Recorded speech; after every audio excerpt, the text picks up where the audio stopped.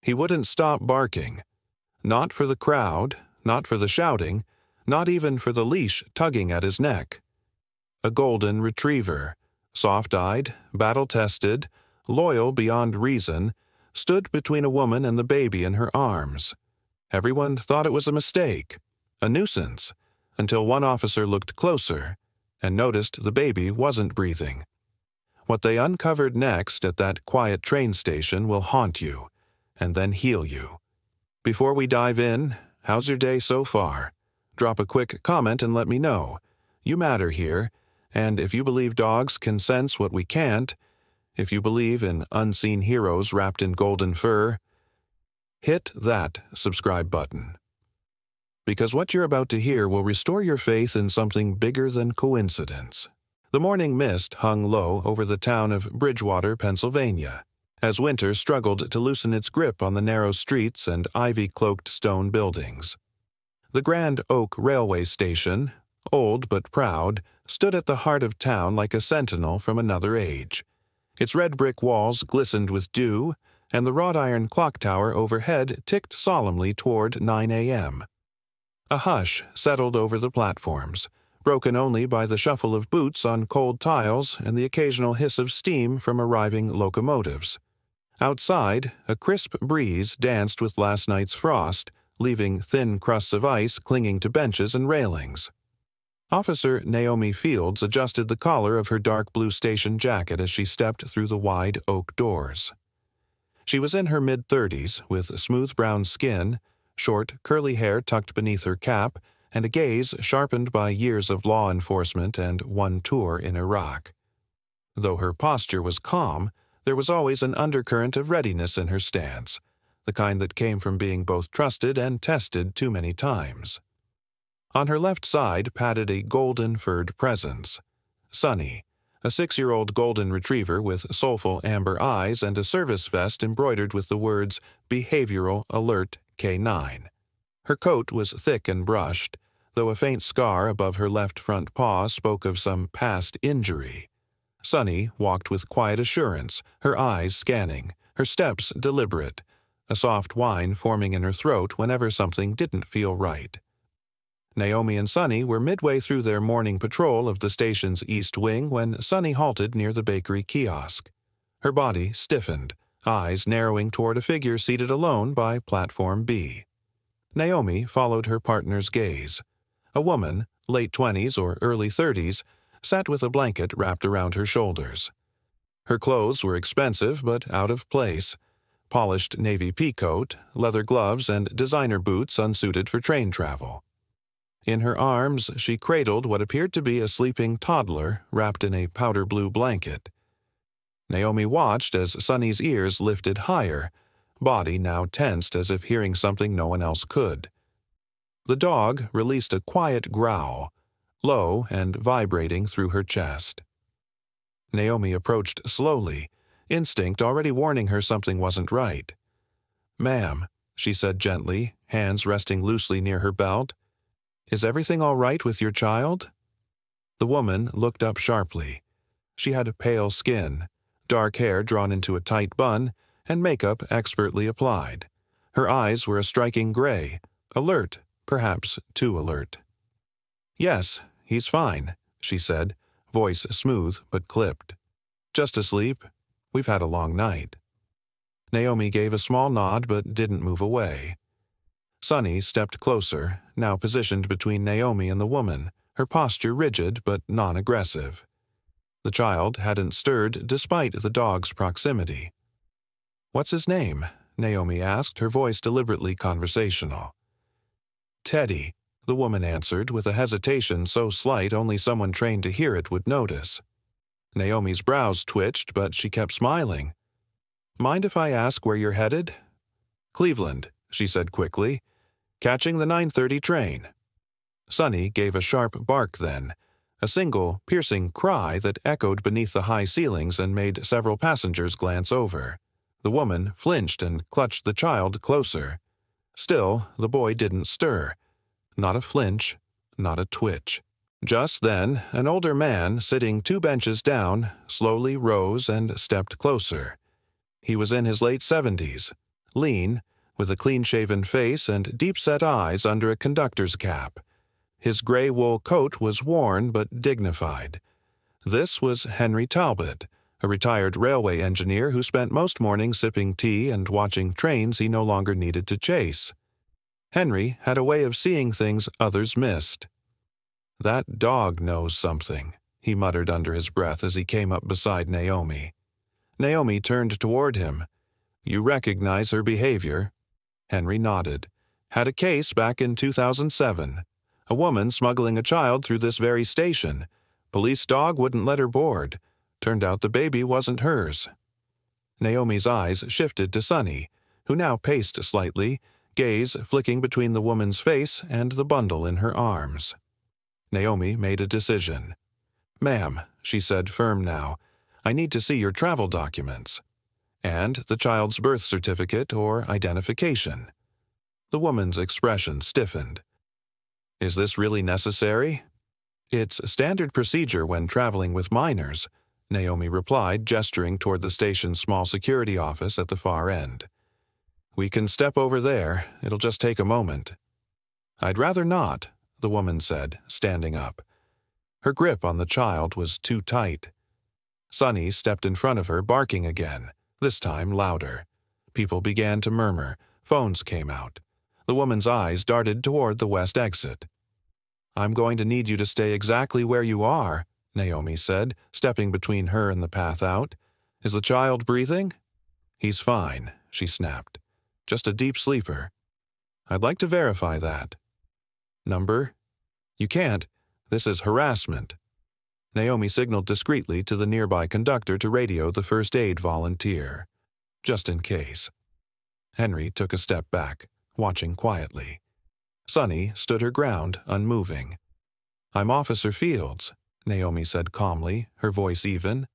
"And this is a certified behavioral alert dog. When she reacts like this, it's never wrong.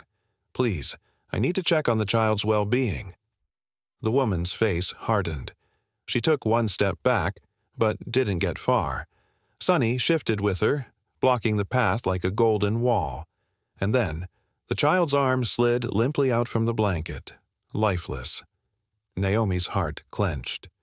"Rachel," Naomi called, and within seconds a young woman in a paramedic vest came jogging up the platform. Rachel Lynn, 27, was petite with jet black hair in a bun, clear-rimmed glasses, and a direct, no-nonsense demeanor shaped by 3 years in the ER before she took on this quieter volunteer role at Bridgewater.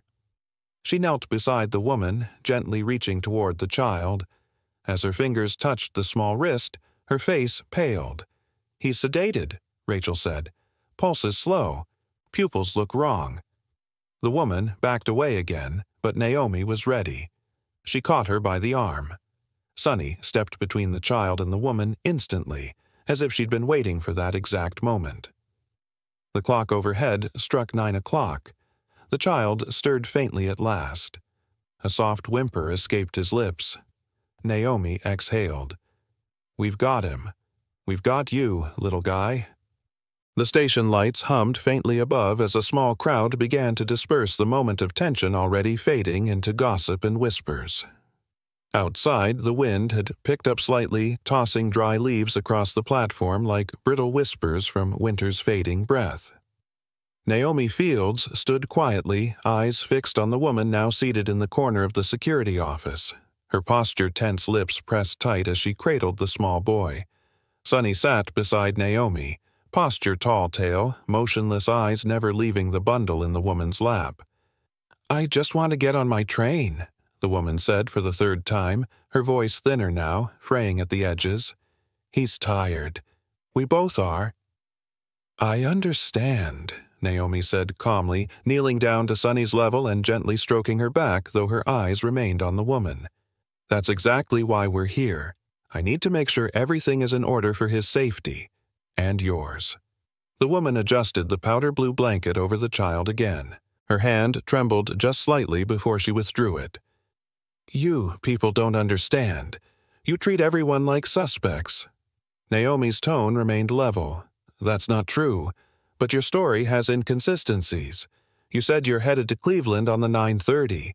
That train's been canceled since sunrise due to snow on the tracks in Altoona. We announced it 3 times this morning." The woman hesitated, her lips parting and closing again before she settled on a response. "I meant Pittsburgh," she said finally. "I'm tired. It's easy to mix up cities." Naomi gave a short nod but didn't respond immediately. Instead, she tapped a few notes into her tablet and glanced toward the one-way mirror.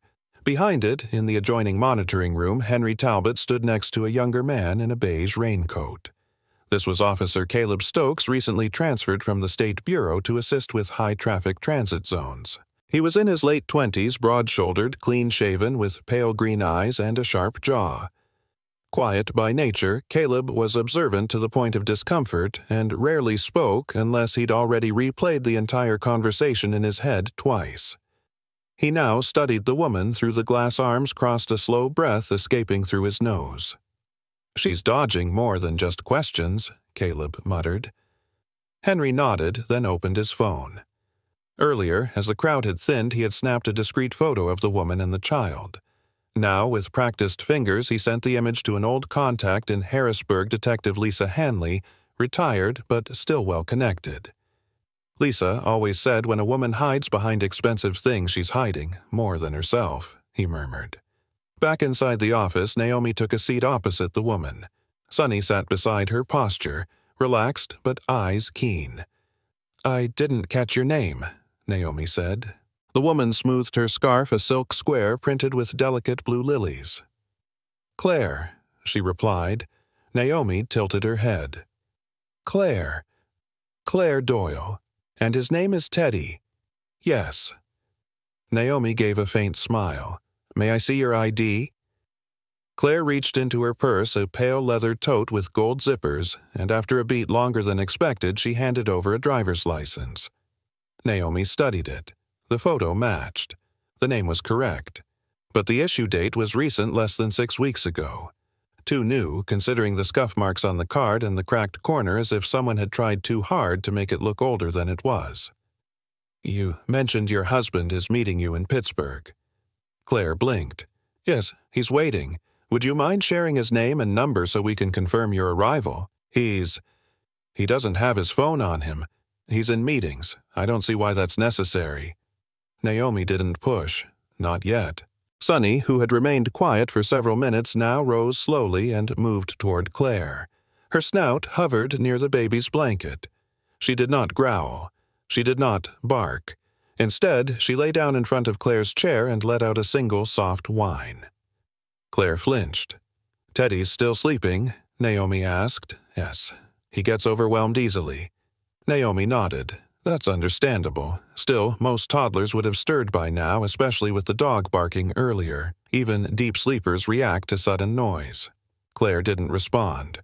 Just then, Naomi's radio chirped. She rose, stepped outside, and turned her back for privacy. Caleb had messaged state database match. Claire Doyle not found. Face match suggests alias. Possible link to Jessica Quinn, psychiatric patient released 3 months ago after losing custody of infant. Naomi exhaled slowly. When she turned back, her voice was soft, measured. "Claire, I need to be honest with you. Things aren't adding up. I'd like to get a medical professional to evaluate the child, just to be sure he's all right." "You can't do that without my permission." Claire snapped, her voice suddenly sharp. Sonny stood again, stepping slightly in front of Naomi as if anticipating a shift in energy. Her fur bristled faintly. "I can," Naomi replied, "because you are not who you say you are, and the safety of this child is now our priority." Claire stood abruptly, the blanket slipping from her arms. The child's head lolled unnaturally before settling back. Still motionless. Still no cry. Sonny positioned herself squarely in Claire's path. No teeth, no growl, just presence. The kind you can't argue with. Naomi stepped forward, voice low. "Don't make this harder than it needs to be." Claire, if that was even her name, hesitated, fingers tightening around the blanket. And then, slowly, she sat back down. "Do what you have to do," she muttered, eyes falling to the floor. He looked like him. Naomi crouched beside the child. The pulse was there, shallow, breathing faint. She looked up and her eyes met Sunny's. "Good girl," she whispered. The fluorescent lights in the security office cast a cold sheen across the linoleum floor, their steady hum the only sound beyond the shallow wheezing of the child in the chair. Naomi Fields stood with her arms crossed, a familiar tension winding through her shoulders. She had seen many strange things in her time as an officer, runaway smugglers even attempted abductions, but something about this case and the woman seated before her pressed deeper than procedure. Sunny stood silent and unmoving at her side, her body still, but her amber eyes locked onto the child wrapped tightly in the powder-blue blanket. Then came the sound, quiet but piercing to Naomi's trained ear, a single high-pitched whine. Sunny's alert signal. Not aggressive, but fearful, protective. Naomi's gaze moved from her canine partner to the woman in the navy pea coat still clutching the child like a lifeline. Her knuckles had turned white from the pressure. The woman, Jessica Quinn, though she still insisted her name was Claire Doyle, sat rigid, refusing to meet Naomi's eyes. "I asked to see your son's documentation," Naomi said calmly, though her voice held less room for negotiation now. "Birth certificate, ID, anything." Jessica looked away. "I told you, it's in the checked bag. It's not like I expected to be interrogated. You're making this so much harder than it has to be." Naomi said nothing for a moment, then tapped her phone screen. "We're not the ones making this difficult." She sent a quick alert through the station's internal app, a direct request for a medical responder. A few moments later, the door opened with a soft knock. A slim figure entered wearing navy scrubs under a worn green jacket with a volunteer patch on the sleeve. This was Rachel Lynn, a 27-year-old nursing student who volunteered at Grand Oak as part of her trauma rotation. Rachel had a gentle face, high cheekbones, almond-shaped eyes behind silver-rimmed glasses, and a calm demeanor that calmed even the most agitated patients. She was known in the station as the whisper nurse, someone who could get a wound stitched or a panic attack soothed with barely more than a few quiet words. "Officer Fields." Rachel said, her voice a respectful murmur. "You pinged?" Naomi gave a small nod. "The child hasn't moved. Even with loud barking flashing lights and a rising conflict, we're concerned about sedation." Rachel turned toward Jessica, offering a professional smile. "Hi there, I'm Rachel. I'm here to check on your little one if that's okay." Jessica immediately pulled the child closer. "He's fine. He's just a heavy sleeper. He always has been." Rachel's expression didn't change. She stepped forward slowly, crouching near the edge of the chair. "Could I just check his pulse real quick? Won't even wake him." Jessica hesitated. Naomi subtly touched the grip of her radio just enough for Jessica to notice. With a rigid exhale, Jessica loosened her hold just enough for Rachel to ease her fingers toward the boy's wrist. As Rachel gently pressed 2 fingers against the toddler's pale skin, her breath caught. She said nothing aloud, but her eyes met Naomi's. Something in them darkened. Her hand moved to the child's forehead, then gently tilted his chin to observe his pupils. She stood slowly, then stepped back with practiced poise. "He's breathing, but his responses are extremely low. I'd like to administer a basic stimulant and notify emergency services." Jessica tensed. "That's not necessary." Rachel offered a mild smile. "You said he's just sleeping, right? If that's true, this will just help wake him up." Naomi caught Rachel's gaze again as she slipped her phone from her jacket. Rachel nodded ever so slightly before turning to retrieve a small med kit from the wall cabinet. Naomi moved closer to the desk, placing herself between Jessica and the door. Sunny stayed near the child now, lying on her belly, her nose a few inches from the edge of the blanket. She whined again, soft, mournful ears perked but tail low. Jessica clutched her scarf. Her face had lost its color. "He's had a long week," she murmured more to herself than anyone else. "So many changes. He's just tired, that's all." Naomi kept her voice neutral. "What changes, Claire?" Jessica blinked, realized her slip, then closed her mouth. Rachel returned with a syringe and saline stimulant spray, knelt and gently applied it along the child's nasal passage. Seconds passed. Then the boy flinched. It was minor a twitch of the fingers, a shift of his shoulder, but it was life. Naomi felt her chest release tension she didn't know she was holding. Rachel checked his pupils again and murmured, "We've got response. It's consistent with mild sedation, likely oral. Administered within the last hour or so." Jessica sat frozen. Her eyes filled slowly with something like grief or panic. "Did someone tell you to do this?" Naomi asked, carefully, stepping into the silence. "Did someone give you something for the boy?" Jessica didn't answer. Her grip on the blanket tightened again. Then she said in a voice as thin as paper, "I just wanted more time." Rachel looked toward Naomi, who gave a subtle nod. The moment called for compassion, but it didn't erase the danger. Naomi stepped back into the hallway and made a quick call to Caleb Stokes. "Get CPS prepped. The boy's name is still unknown. We need to trace him through hospital records, missing persons, anything. Also, confirm Jessica Quinn's last known residence." Inside, Rachel wrapped the child gently in a clean blanket from the supply cabinet.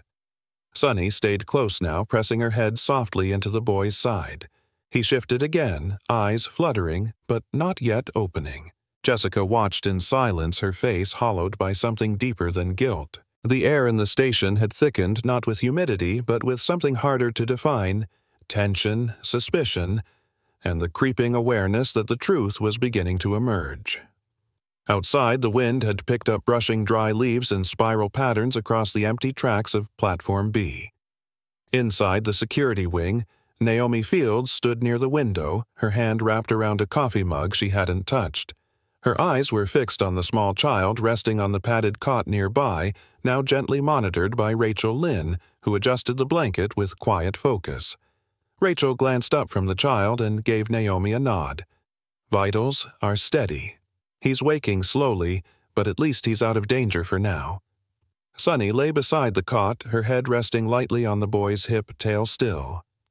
The golden retriever's calm presence had eased the child's shallow breathing, as if her very nearness created warmth where there had been fear. In the hallway outside, footsteps echoed, measured heavy. Caleb Stokes entered the office with his tablet tucked under one arm, his beige coat dusted with wind-blown grit from the street.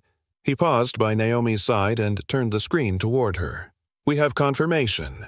The screen showed a state-issued profile, Jessica Quinn, 31, previously institutionalized after a psychiatric breakdown stemming from the death of her infant son, Charlie, nearly a year ago. Discharged 3 months prior, she had been under outpatient monitoring in Ohio until she disappeared 6 weeks ago. No employment records, no bank activity, no known relatives nearby. But one item stood out. She traveled under an alias, Claire Doyle. Caleb said, but no ticket booked under either name today. She's not in the passenger system at all. Naomi set down her mug. So, how did she get into the platform area? She likely entered behind the 800 inbound. We've got footage of her blending into the foot traffic. No bag scan, no platform registration. Completely off manifest. Henry Talbot, seated just beyond the office door, raised his head at the sound. "I told you she was too clean," he muttered. He wore the same gray coat and conductor's cap, now perched slightly askew. His phone buzzed on the bench beside him. He picked it up, squinting at the screen. "It's from Lisa," he said, referencing his retired police contact. "She says Jessica had delusions.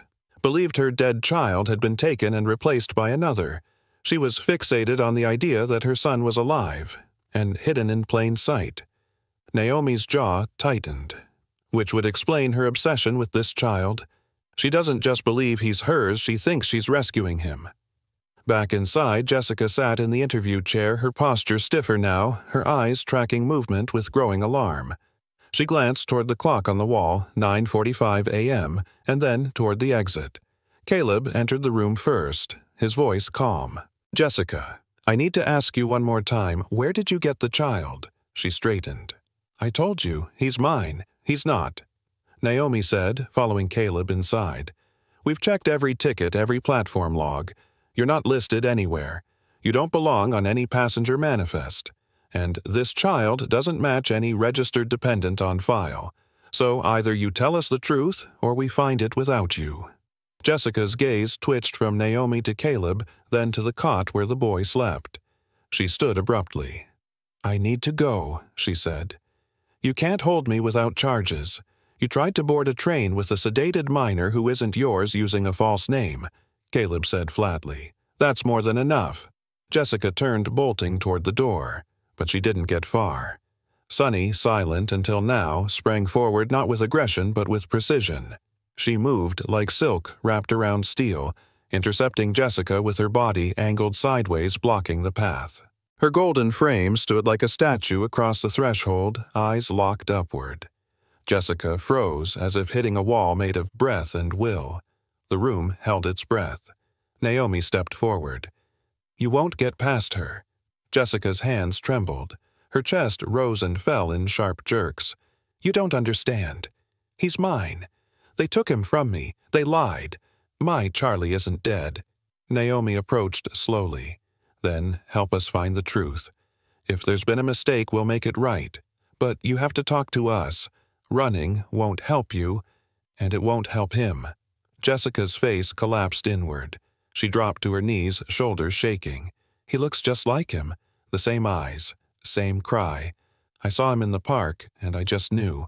I waited weeks before I could get close enough." Naomi's stomach turned. "You stalked his family." Jessica nodded, defeated. The mother left him sleeping on a bench while she bought coffee. Just a few minutes. That's all it took. Rachel, still standing beside the cot, looked down at the child, soft curls now visible beneath the blanket, cheeks flushed as warmth returned. "We need to find his real parents. Now." Naomi gave a curt nod. "Do it."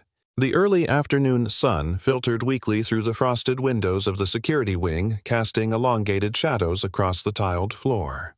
Outside, the chill wind had settled into a steady hush, brushing the edges of Platform B with an almost reverent quiet.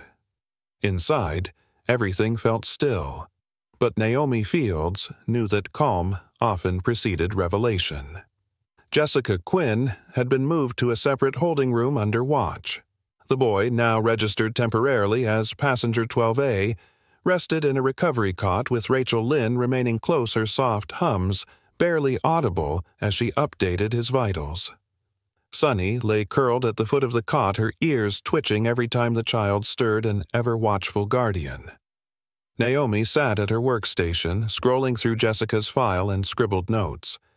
So far, they had a partial confession, a false identity, a sedated child, and now a confession of stalking and abduction. What she didn't have was an answer to the most pressing question. How had Jessica managed to orchestrate this so precisely despite her psychiatric record and financial limitations? The answer came in the form of a zippered cosmetics pouch, forgotten in the bottom of Jessica's oversized tote and retrieved during evidence processing. Inside was a USB drive, small and unmarked. Rachel, who had stepped in to assist with property cataloging after finishing the boy's checkup, handed it over. "There's something about this one," she said, frowning. It was tucked inside the lining. "I had to slice it open. She didn't want this found." Naomi plugged it into her secure terminal, and a directory of audio files appeared, each labeled cryptically with initials and dates. The first file opened to a familiar voice, not Jessica's, but male, deep and articulate with a rehearsed calm that set Naomi instantly on edge. "My name is Dr. Leonard Bishop," the voice began. Session 2. Jessica Q. presents ongoing grief hallucinations. Images of her son, sensory flashbacks of infant crying. She believes the system stole her child. I have chosen not to challenge these perceptions directly, but instead to validate her emotional truth to build trust. Naomi hit pause. Her jaw clenched. Dr. Leonard Bishop. She typed the name into the interagency database. What came up made her chest tighten.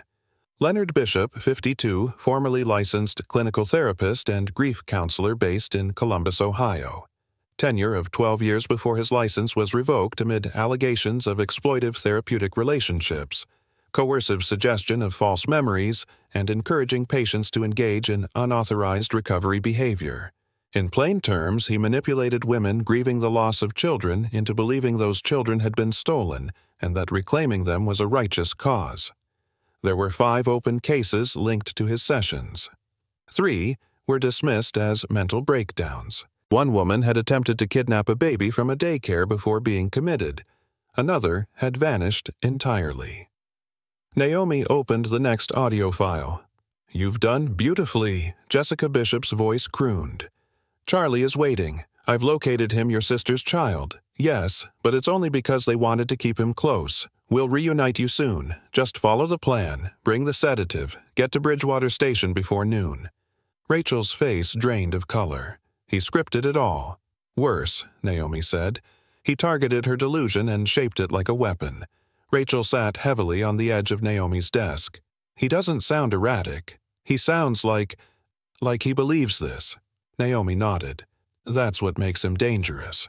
At that moment, the door opened and a tall man entered briskly. This was Detective Sam Heller, late 40s with a boxy frame softened by middle-aged thick eyebrows and a neatly trimmed goatee. He wore a charcoal trench coat and carried the scent of snow and road salt from outside. Sam was a specialist in behavioral crimes and had transferred temporarily from Harrisburg when the Jessica case pinged multiple regional alerts. "You found something?" he asked, nodding toward the screen. Naomi gestured him over and replayed the file. Sam listened without blinking. "Bishop," he muttered. "I've heard his name before." One of those fringe types started out respected, then veered into obsession. He writes grief blogs under fake names, builds trust through forums for bereaved parents. We have evidence he instructed Jessica directly. The USB confirms manipulation and orchestration. Sam crossed his arms. "Then he's not just a disgraced therapist, he's operating as the architect of abductions." Rachel interjected. He convinced her that her nephew was her dead son. And it wasn't just validation he gave her a timeline, a location even told her what drug to use. Naomi tapped her pen. "We need to find him. Now." Sam pulled out his phone and began coordinating with his task force. "He's clever, covers his trail. But if she had this USB, he slipped. We'll track the device origin, check recent logins, and cross-reference travel records. If he's anywhere near Bridgewater, we'll find him." As he stepped out to call in a digital trace team, Naomi remained seated watching the screen flicker with file names. Jessica was a pawn, but Bishop, he was building something using broken hearts like bricks. She turned to Sonny, who looked up from the cot with quiet readiness. "We're not done," Naomi said softly. "Not even close." The whistle of a distant freight train echoed through the gray afternoon as Naomi Fields tightened her scarf and stepped off the gravel edge of the abandoned siding near East Rail Junction. The wind carried the scent of rust and wet wood, and in the distance the dilapidated silhouette of an old warehouse hunched beside the forgotten tracks like a sleeping beast. Naomi squinted toward it. The building had been off the books for over a decade, listed as condemned after a fire had partially gutted the north wing. But that made it perfect for someone like Bishop, hidden quiet, forgotten by the system he so clearly despised. Sonny padded ahead, her golden coat stark against the weathered black and brown of the leaf-strewn path. Her body was tense, ears swiveling as she moved deliberately toward the warehouse. Beside Naomi walked Detective Sam Heller, still wearing his charcoal trench now dusted with flecks of ash and pollen from the old rail yard air. He held a flashlight low, casting narrow beams along the splintered planks of the loading dock. Behind them trailed a 2-man local unit from Bridgewater PD officers Ruiz and Tanaka, both sharp-eyed, quiet, and aware that something darker than decay lay beneath the surface here. Rachel traced the USB's metadata to a terminal that last synced with this location, Naomi said quietly as they approached the door. 2 weeks ago. Lines up with the child's reported disappearance, Heller added. This place isn't on any lease, registered to a shell company out of Illinois. No taxes, no security footage. Naomi pushed open the side door, which creaked on one unbroken hinge. Inside, the air was heavy with dust and the faint acidic tang of old cleaning chemicals. Broken light fixtures dangled from the ceiling like stalactites. But it wasn't the disrepair that held their attention, it was the odd sense of order beneath it. To the left of the main entry hall, a single door had been recently reinforced. Fresh screws, new paint. Sunny stopped in front of it, nose raised. Then she let out a low, deliberate growl. Naomi gave a nod. Go. Heller stepped forward and opened the door with a creak. The room beyond was disturbingly pristine. Walls painted soft yellow, a faded mural of cartoon birds and clouds across one side, a rocking chair, a crib, a low bookshelf filled with alphabet blocks and plastic toys.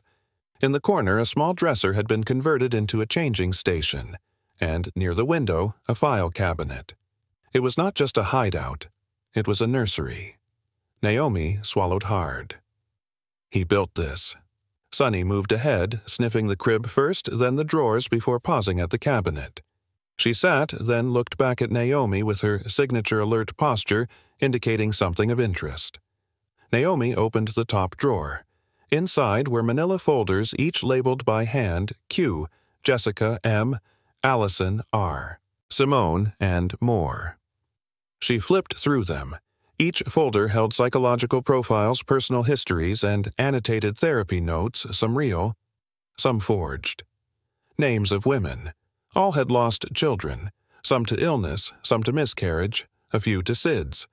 But every file showed signs of something more: emotional manipulation. Scripts. He wasn't just convincing them, Naomi whispered. He was manufacturing belief. Heller picked up a spiral notebook from the desk. Scrawled inside were schedules, contact points, medication dosages. He frowned. He had plans for more. Looks like he was recruiting carefully. No one too visible. All isolated women, grieving and alone. From the corner of the room, Officer Tanaka called out, "Ma'am." "Found something." Naomi followed him down a narrow hallway to a second, smaller room. It looked like an office, cold and makeshift. On the desk was a whiteboard with various connected names and pins. In the center was Bishop's name, underlined and circled. But just off to the side, a name caught Naomi's eye. Elliot March. Below it, custody dispute. Infant son. Mother deceased. A photo was taped beneath, clearly pulled from a social media profile. The same dark eyes, the same dimpled chin. Naomi's breath caught. "This is Teddy's father." Heller stepped beside her. "This is how he tracked the boy, through Elliot. He must have chosen Jessica because her dead child matched the profile. He didn't just prey on her grief, he aligned it with an opportunity." Naomi pulled out her phone and dialed Rachel back at the station. "Rachel, I need you to cross-check for an Elliot March. Likely filed a missing persons report for a toddler about 2 weeks ago." Rachel's voice came through almost instantly. "We've had one on the back line of the state system. The case wasn't flagged because the father didn't have full custody. No one believed it was abduction, just a family dispute." Naomi's eyes narrowed. "Send me his number, and get him here, now." 2 hours later, Elliot March arrived at Grand Oak Station. He stepped off the platform looking like a man held together by duct tape and prayer. Mid-30s with messy dark blonde hair, pale stubble, and tired green eyes, he wore a wrinkled button-down and corduroy jacket with fraying seams. In his right hand he held a small stuffed rabbit, weathered from handling. He nearly collapsed when he saw Teddy asleep in Rachel's lap beneath a heat lamp.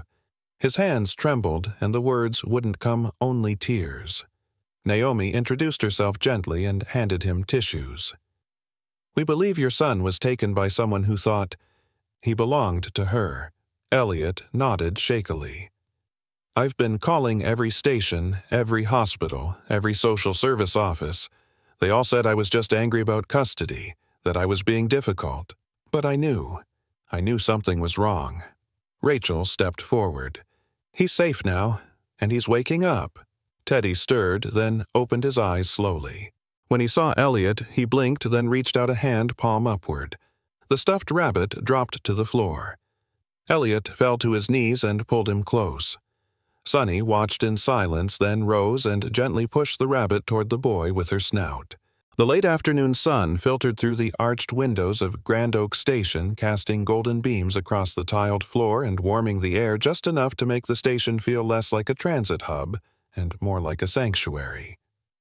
Naomi Fields stood near platform 4, her arms crossed over her chest, watching the scene in the far corner of the waiting lounge. There, Elliot March knelt beside his son Teddy, who sat upright in the crook of Rachel Lynne's arm, his head resting gently against her chest. Teddy's eyes were half-lidded, still dazed from the lingering effects of sedation, but they had begun to brighten, especially when he reached out his small hand and grasped the edge of his father's jacket. Sunny lay at Elliot's side, her tail sweeping back and forth in slow, soothing arcs. She had sensed the boy's shift before anyone else. Naomi had seen it happen, Sunny rising from her resting spot, walking to Teddy's side and offering a low, happy whine. The boy had blinked, and then reached not toward the nurse or the light, but toward the golden retriever, who had stood guard over him like an angel woven from warmth and fur. Jessica Quinn, meanwhile, sat hunched in an adjacent holding room visible through the window, but enclosed in silence. Her dark hair was loose now, strands falling over her face as she stared at the floor.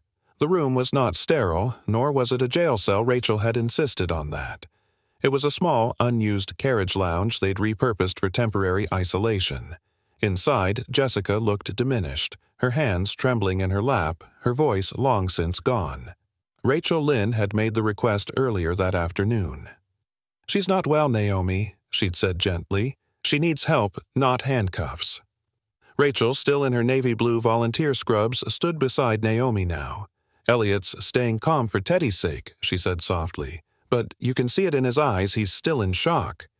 Naomi nodded. "He barely got to finish a sentence when we confirmed it. Just went straight to the boy." They both turned as Elliot scooped Teddy into his arms. The child nestled into the curve of his father's neck, one small hand clutching the rabbit Sunny had pushed toward him earlier. Elliot whispered something into Teddy's hair and closed his eyes. "Should I bring her out?" Rachel asked, glancing toward the window where Jessica sat. Naomi hesitated. "I'll talk to her first." She stepped into the lounge and closed the door behind her with a quiet click. Jessica didn't look up.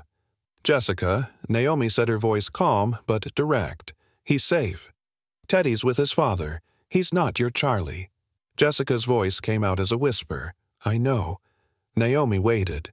"I wanted to believe it so badly," Jessica continued. "I kept hearing his voice. Bishop told me that Charlie had been taken from me, that the death certificate was fake. He showed me photos, gave me names, dates. I don't know what's real anymore." Naomi crouched in front of her. "What you did was wrong. But someone took your grief and used it. We've arrested worse people for less." Jessica finally looked up, her eyes rimmed with red. "I just wanted my son back." Naomi stood and crossed her arms. "Rachel thinks you need care, not jail. She's recommending temporary placement at a trauma recovery center. You'll be monitored, evaluated. But if you cooperate, the court might show mercy." Jessica nodded once, then lowered her head again. "Thank you." Outside the station, announcer's voice crackled through the speakers calling the 5:20 local toward Lancaster. Passengers began moving. Life resumed. At carriage 4, Naomi watched as Elliot stepped aboard slowly, holding Teddy close. The boy's eyes flicked back once toward Sunny. The dog wagged again, then gently placed her front paws on the steps as if offering a goodbye. Rachel smiled. "He'll remember her." "I hope he remembers all of this," Naomi replied. "Not just the pain, but that someone was watching over him." Sunny dropped back to all fours, then walked beside Naomi. The train hissed and pulled forward, slipping out of the station like a ghost relinquishing its hold on the living. The winter sun was setting, casting long golden rays across the tiled floor of Grand Oak Station. The massive iron clock above Platform B ticked solemnly toward 6:00 p.m., its hands framed by glass speckled with frost. Naomi Fields stood near the edge of the platform, hands tucked into her coat pockets, the wind tugging gently at the hem of her navy jacket. Beside her, Sunny sat calmly, her golden coat glowing and the late light eyes focused not on the tracks but upward toward the clock, as if she too understood what that hour meant. It had been exactly 24 hours since Teddy had been saved. In the quiet before rush hour, Naomi reflected on the whirlwind of the past day. The child returned to his father. Jessica taken to a trauma care facility under supervision. And Leonard Bishop, manipulator, orchestrator, predator, finally in custody. They had found him at a roadside motel outside Allentown, a rundown 2-story building with cracked siding and flickering neon. He was in room 14 alone, seated at a table covered in empty coffee cups, his laptop open and screen blinking with psychological notes. The GPS signal from the USB Rachel had discovered led them straight there. He didn't resist when arrested, just smiled faintly and said, "You can cage me, but the truth lives outside your systems." Now he was being processed at the State Behavioral Crimes Unit in Harrisburg, facing a long list of federal charges. Naomi exhaled slowly and looked down at Sonny. "You knew," she whispered, "long before any of us did." Sonny tilted her head slightly, ears twitching as if accepting the compliment with quiet dignity. Behind them, Henry Talbot cleared his throat. He was dressed a bit finer than usual, his gray conductor's cap replaced with a brown felt one, and his usual flannel exchanged for a pressed blue button-up and a tan vest with brass buttons. The old man had a small podium set up just outside the waiting hall where a dozen passengers and staff had gathered in folding chairs. In his hand was a clipboard of wrinkled notes. "Well," Henry began, voice scratchy but strong, "I've seen a lot in this station. Lost luggage, missed trains, 2 proposals, and once even a runaway goat on track 3. But I've never seen a dog do what this one did. She didn't sniff out explosives, didn't chase a criminal. She read a soul, and that might be rarer." The small crowd chuckled softly, a few dabbing their eyes. Rachel Lynn stood beside Henry, holding a framed certificate, homemade clearly but lovingly designed. It read, "To Sonny for service beyond instinct. Protector of Platform B." Naomi stepped forward with Sonny. The crowd applauded as Henry handed over the certificate and Sonny wagged her tail, once modest as ever. Rachel knelt beside her and gently slipped a blue ribbon collar over the dog's neck. "She deserves a memoir," Rachel whispered as she rose. "Honestly, so do you." Naomi gave her a half-smile. "I've been thinking about it. A book. Not just about this, but all the moments no one saw. The almosts. The moments she stood still and I didn't listen." Rachel lit up. "You should. And let me help you edit. You know I'm an obsessive with grammar." "I know," Naomi said dryly. "That's why you're perfect."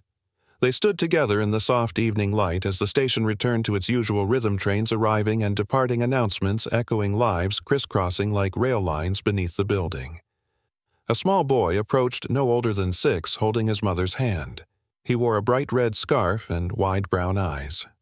"Is that the hero dog?" he asked softly. Naomi nodded. "That's Sonny." The boy looked at her, then slowly reached out. Sonny stepped forward, licked his hand once, then sat again. The boy grinned. His mother smiled at Naomi. "We saw the news. I just wanted him to meet her." Naomi watched them walk away, the boy turning back for one more wave. The station clock struck 6 Huzurur. A gentle chime rang overhead. Naomi looked up, then down again at Sonny. "This is where we saved him," she said quietly. "And this is where we move forward." Sonny leaned gently against her leg, steady as always. Sometimes miracles don't come with thunder or light from the sky. Sometimes they come on 4 legs with amber eyes and a quiet bark that refuses to be ignored. Sonny didn't just save a child, she reminded us that love, truth, and protection can come from the most unexpected places. And maybe, just maybe, God sends his angels in fur and paws when we need them most. In a world full of noise, may we learn to listen. In a world full of doubt, may we have the courage to believe. And in our everyday lives, may we never forget that even ordinary moments can hold extraordinary grace. If this story moved your heart, share it with someone who needs hope today. Leave a comment if you believe animals are one of God's greatest blessings. And if you believe that divine love watches over the innocent, say amen in the comments below. Subscribe to our channel for more true stories that will restore your faith in love, kindness, and second chances. May God bless you, protect your family, and guide your steps always.